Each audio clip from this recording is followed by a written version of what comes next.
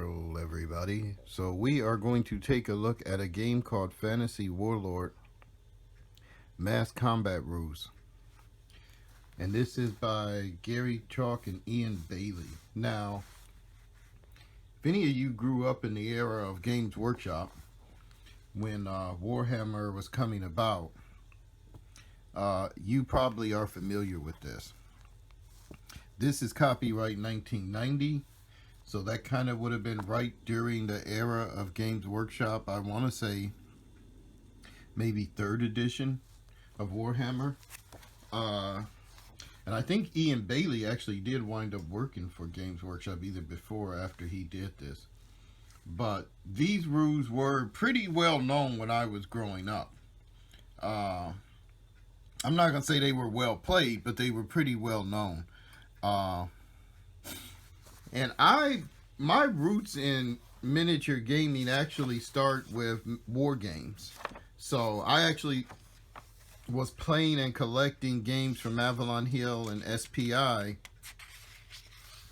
well before I was collecting miniatures and building armies for Warhammer and other games. But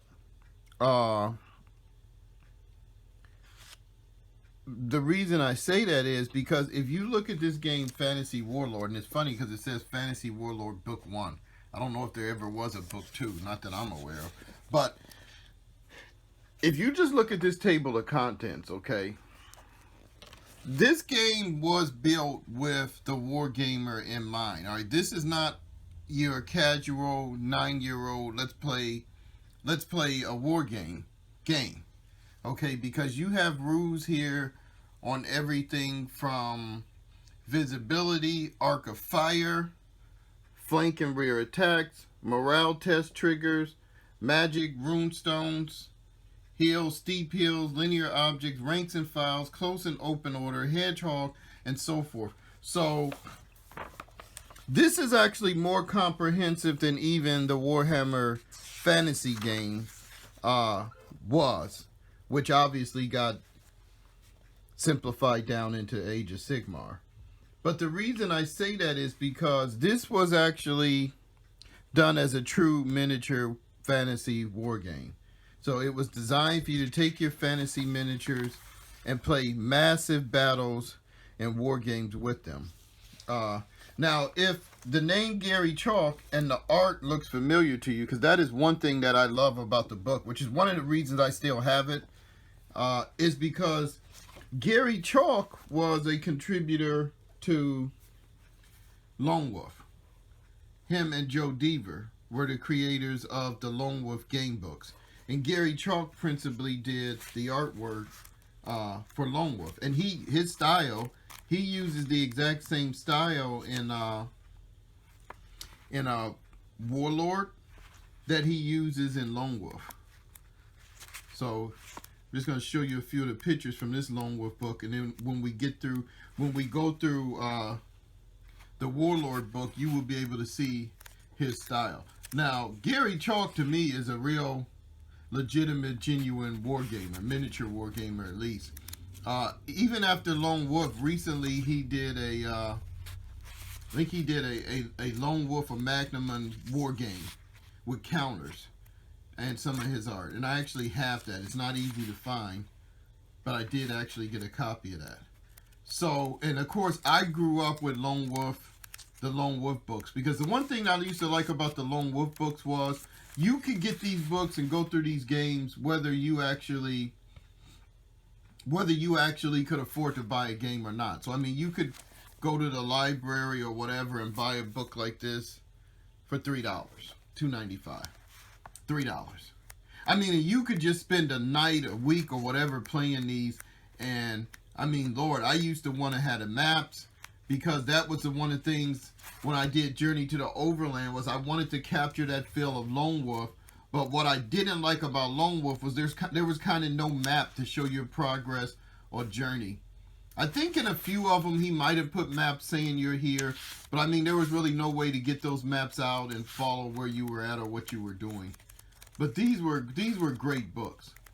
So, and I have not even read this one yet, so I don't want to do any cheats.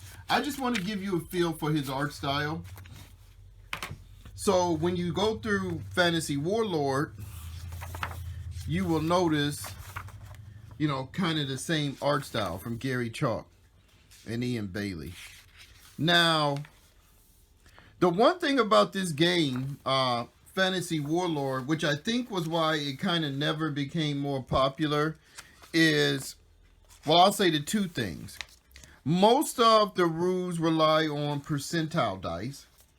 So you will wind up with a percentile chance of hitting somebody, or there will be a percent chance of your unit breaking, as in 60%, 70%, which I actually like. And anybody that's seen me play Journey to the Overland knows it uses percentile dice, right? Because it gives you a range of 0 to 100. I mean, just look at the art in here.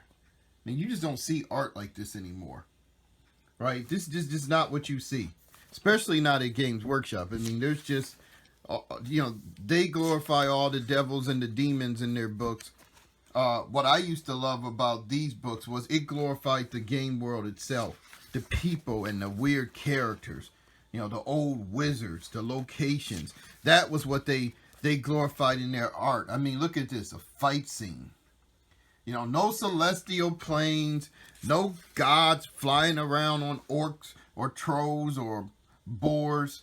Just wicked, wild people and landscapes, you know, in conflict. You know, the dangers in this world was your neighbor to the south or your neighbor to the east, you know, your neighboring country. And of course, you know, an occasional goblin wolf riders.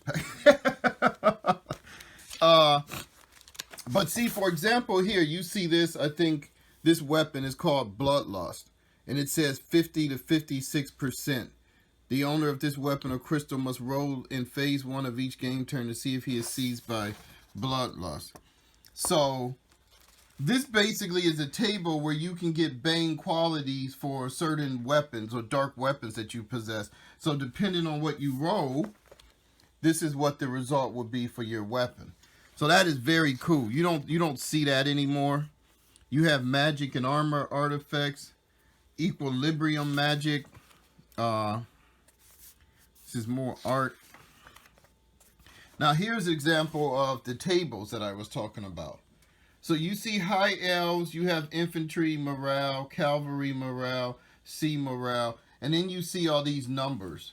And most of these are representative of percentages.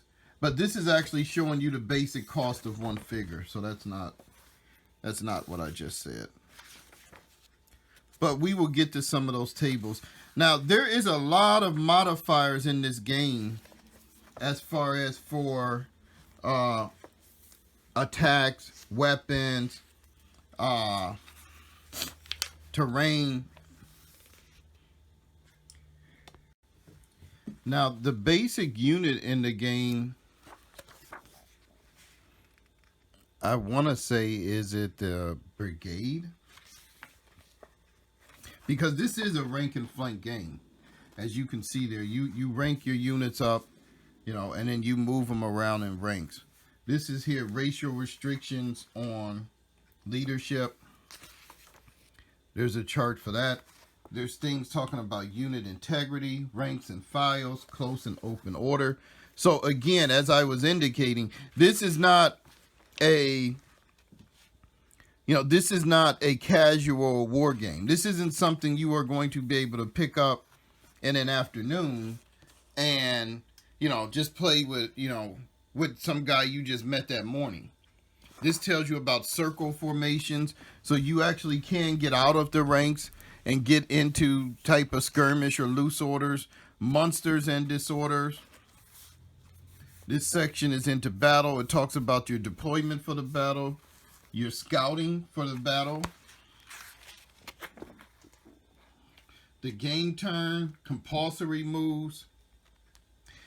You have to write your orders down in this game as well, which is something you don't see anymore, right? And then the orders are revealed. So that is also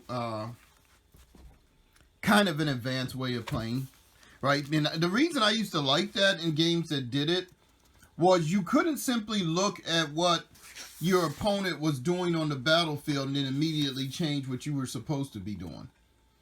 So if you've left one of your flanks unguarded and you see your opponent sets his cavalry up there and is heading that way, you can't just turn around some other unit and start sending it over there to guard that flank now. Because whatever order you had already issued to that unit is what it has to do. You're going to have to react later, probably after he's made contact with your flank. And that is a lot more realistic than a lot of the ways that war games are played today, where, you know, I kind of look at the map and see what you did last turn. Now I'm going to tell my guys what to do because now I realize what you're up to. So I'm going to respond or counter it. In this game, you would already have to have your orders written. Then you reveal the orders. And I think Rune Wars by Fantasy Flight does something like that. Although I think it's kind of a more simplified version with templates and things like that. But you can get that effect, I think, also in Rune Wars. But in this game, you know, this is kind of one of the original ways that it was done. And I have not played Rune Wars, so I cannot intelligently comment on the difference. I'm just going by what I've seen. So anyway, as you get through there, there's a section on battlefield terrain. Talks about roads, hedges. Again, there's more of this art by Gary Chalk. Just real good art. Just beautiful art. I mean, look at that. You know, that's some kind of fireplace. There's plenty of pictures and miniatures. Most of these are probably Foundry or old Citadel miniatures. Rules on extinguishing fires. I mean, how cool is that? There's a section on missile fire, movement and firing, how to fire your missiles or how to fire missile units, dragon flame attacks. I mean, this rule system has it all. This is the combat section. And this is just loaded with pictures. All right. So he talks about making contact. They talk about flank or rear attacks. Determining casualties. So this was interesting when I read this. For every 100% scored, one enemy figure is killed or character or monster wounded. Right? So it says you multiply the MCP by the number of attacking figures eligible to take part in the combat. This will give the final combat percentage. So basically, if you got 500%, that would be 5 casualties. So like, let's look at this example up here. The dwarf's NPC therefore equals 16 plus 26 equals 42%. This is multiplied by the number of dwarfs involved in the fight, 10, to get 420%. Thus, 4 orcs are killed immediately, and there's a 20% chance a 5th orc will also be killed. The dwarfs roll 1d100, score 34%, which is a miss. So no more orcs are killed. Right? And then it goes on to show the dwarfs attack. Combat modifiers. So they had 296%. So that would be 2 killed with a 96% chance of a 3rd kill. So it's a very easy system. It's probably not very intuitive, though. Unfortunately, it takes some brain work in the middle of your game to kind of resolve that.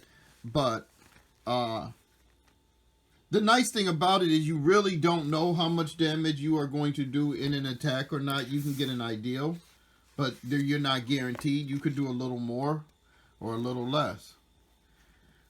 Overlapping units, pushbacks. He talks about morale, how morale is triggered, morale results, retiring, and then he gets into magic, risk of failure. So again, we have more art here. So the risk of failure, that's what they're doing in Frostgrave now. So a lot of the stuff that was actually used in this game, you know, has come back into vogue.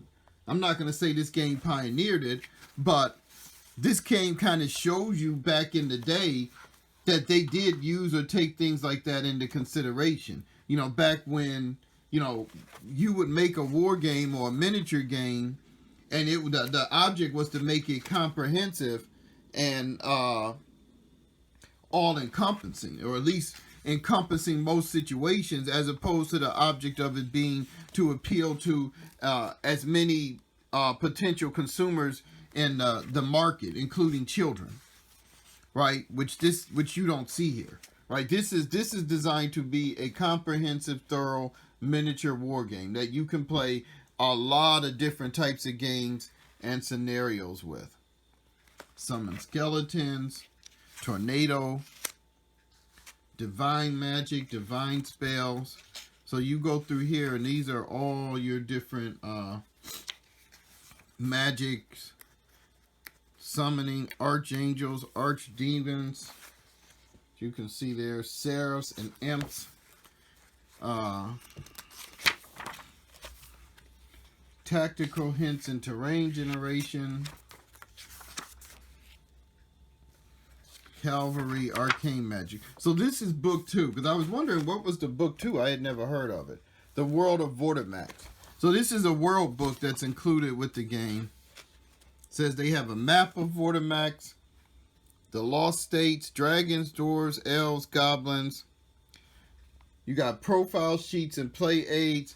So basically, the World of Vortimax is basically your game book, which is going to tell you a little bit about the races, the elves. And if any of you guys watch one of my reviews or unboxings for Mantic's Dead Zone, one of the things I complained about with Mantic's games is they don't give you background. They don't set the stage of where these battles and conflicts are taking place. They don't tell you why you should care. This book is a primary example of what used to be in a war game, right? So this is a war game, right? Not a role-playing game, but they give you all the background on the world, on the races, the realms, the the antagonists, the protagonists, dwarfs, elves, high elves, wood elves, mankind. Right, so all of that is in here. You can read the lore, you can read the army profiles, and you will very quickly get an understanding of what's taking place in the world, why there's this conflict raging, what are the objectives of the various races, the various kingdoms,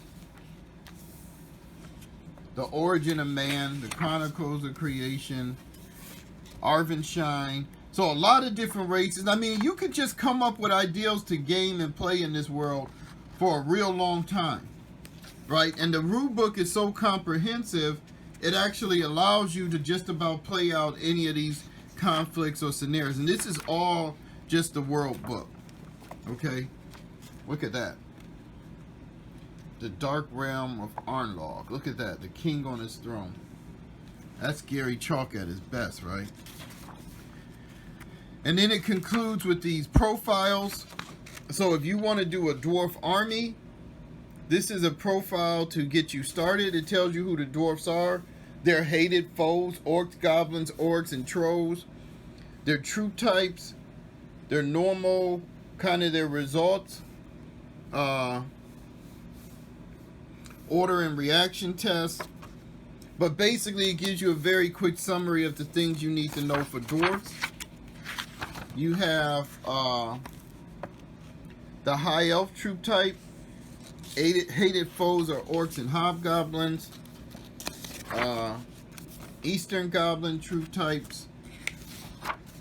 A giant. So this is a giant. These are the humans, which obviously you could make any race, any one of the races in the kingdom. The Eastern orcs, Western orcs, hill trolls. Let's see if they have one for a dragon. It just says ground monster, flying monsters, so I guess that might include dragons. Pack animals. And, they needed profiles. Flying animals as opposed to flying monsters. And then there's some templates here for some of the magical effects. So that is a very quick overview of Fantasy Warlord. I mean, I could not go through the whole book in this program, but kind of just wanted to give people an idea of something kind of old school, you know, and what we used to, how war games and miniature games used to kind of be played or thought of. If you look at a lot of the games that came out around there, their books will be very similar to this. Stuff like games used to be what, Chronopia, I think even Mutant Chronicles, Warzone. So back in the day, this was kind of a very common format, even if they didn't use the same modifiers or dice or whatever. This would be kind of what you would get in a set of mass combat miniature rules. So I hope you guys enjoyed that.